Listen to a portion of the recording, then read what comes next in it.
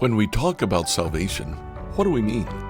Join me as we gain a new perspective on salvation. Today we continue our study of a new perspective on salvation.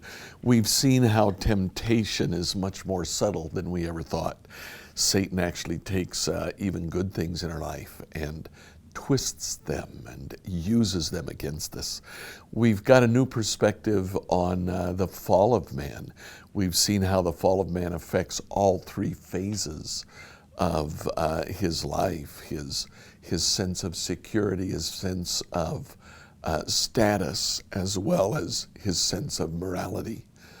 We've seen how the curse affects us far deeper than we ever would have thought, changing the very essence of who we are. But then we've begun to look at the solution. First was an external solution. Jesus died for us on the cross. In dying for us on the cross, He took care of those far-reaching effects of the fall. He gave us back morality. He gave us back security. He gave us back even status that we had lost. And today we look at the internal solution. The internal solution is that which God does within us. The external solution is what Jesus did on the cross. But the internal solution is what God changes us to be. Now, one of the best places to find that is in Philippians chapter 2. In the middle of that chapter, verse 12, Paul says, "Dear friends, you've always followed my instructions when I was with you. Now that I'm away, it's even more important. Work hard to show the results of your salvation, obeying God with deep reverence and fear." It seems that what Paul is saying is, let salvation take deep root in you, and let the salvation that God has given you change you down to the very roots of who you are. Now, in the entire chapter, Paul addresses this issue of letting salvation change us. He begins in chapter 2, verse 3, saying, "Don't be selfish. Don't try to impress others. Be humble, thinking of others as better than yourselves. Don't look out for your own interests. Look out for the interest of others." Differing translations soften that, but it's very, very hard in Greek. In Greek, what he is saying is, yes, we're used to looking out for our own interests. Don't do it. Don't do it at all. Don't look for your own interest. Look instead for the interest of others. Now, he gives us 4 examples of people who have done this.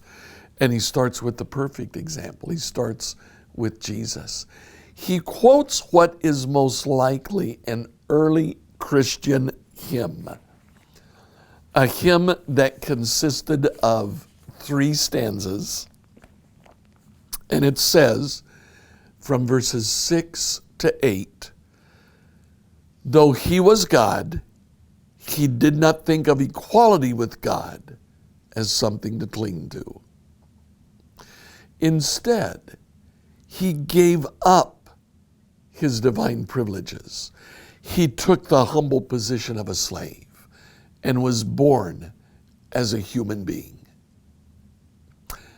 When he appeared in human form, he humbled himself in obedience to God and died a criminal's death on the cross." Paul says Jesus had it all. He was God. He did not consider being God something that he would grasp at. Instead, he freely gave up his own interest and looked for our best interest. He turned to us and said, "Let me die for you." What an example.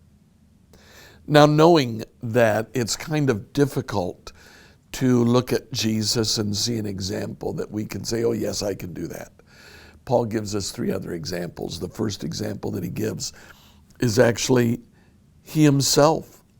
Paul talks in chapter 2, verses 16 to 18. He says, hold firmly to the word of life then on the day of Christ's return. I'll be proud that I didn't run the race in vain, that my work was not useless.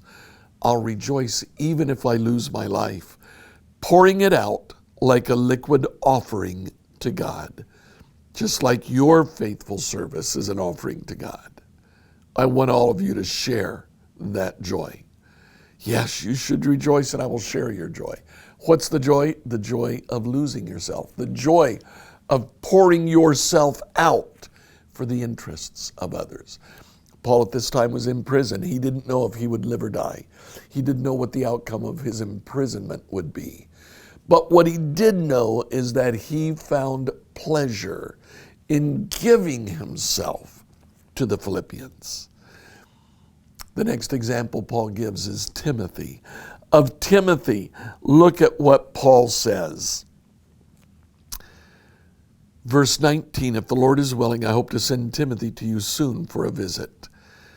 In verse 20, I have no one else like Timothy who genuinely cares for your welfare.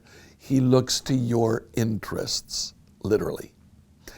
Paul sent them Timothy, saying, Timothy will be a great example for you in losing yourself and focusing on the interest of others. And then the final example that he gives is one of their own, Epaphroditus. Epaphroditus apparently carried a letter and a gift from the Philippian church to Paul. The gift was financial. It helped Paul meet his physical needs, and some he used for the ministry itself. Well, Paul says of Epaphras that after he gave Paul the letter and the gift, he said, can I stay and work with you? And Paul said, of course you can. Epaphroditus got sick. He fell ill and he almost died. Paul says he recovered.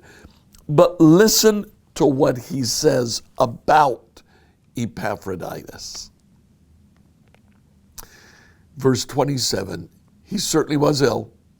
He almost died, but God had mercy on him and also on me, so that I'd not have one sorrow after another. So what happened while Epaphroditus was sick? Look at the verse just before that, 26. I'm sending him because he's been longing to see you. He was very distressed that you heard he was ill. So here's Epaphroditus helping Paul, ministering with Paul, preparing to go back to the Philippian church. He falls ill, almost dies, and now he's worried. But he's not worried about himself. He's not worried that he almost died. He's worried because he's aware that the Philippian church has heard that he was ill. And he was afraid of how they would react. He was interested in their interests. Now, Martin Luther, in describing sin, said sin is that within us which is, he used the Latin phrase, incurvatus in se, curved in upon itself. The epitome of sin, the essence of sin, is self-focus. The essence of Christianity, the internal solution, is losing our self-interest and focusing instead on the interest of others. This can only be done when we see the external solution, Christ dying for us on the cross, accepting that, following Christ, and then imitating Christ, losing our own self-interest and focusing instead on the interest of others.